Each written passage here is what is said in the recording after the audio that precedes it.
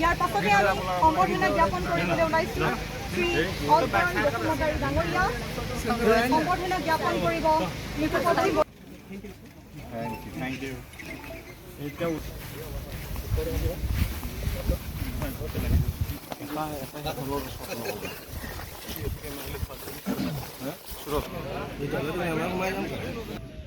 আজি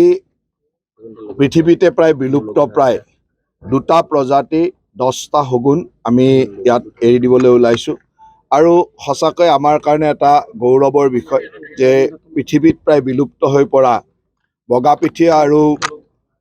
আমাৰ কি ঠতীয়া বুলি কয় এইটো লাহিঠতীয়া বগাপিঠীয়া আৰু লাহিঠতীয়া শগুন আমাৰ 10টা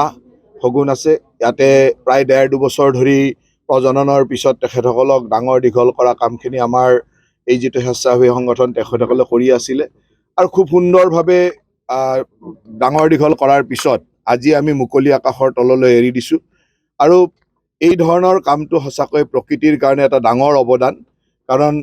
শগুনৰ বিলুপ্তই প্ৰকৃতিৰ বায়'ডাইভাৰ্চিটিত যথেষ্ট ক্ষতি কৰে আৰু সেইকাৰণে আমি এই ধৰণৰ প্ৰজাতিৰ সংৰক্ষণৰ কাৰণে সদায় চেষ্টা কৰা হয়। মই ইয়াৰ লগত জড়িত সকলোকে ধন্যবাদ দিছোঁ আৰু একেলগে 10টাকৈ শগুন মুকলি আকাশৰ তলত এৰি দিয়াটো আমাৰ কাৰণে অত্যন্ত আনন্দৰ বিষয় আৰু আমি টাইম টু টাইম ভৱিষ্যতলৈ এই কামসমূহ কৰি থাকিম যাতে প্ৰকৃতিৰ সংৰক্ষণৰ ক্ষেত্ৰত আমাৰ অৱদান সদায় থাকে।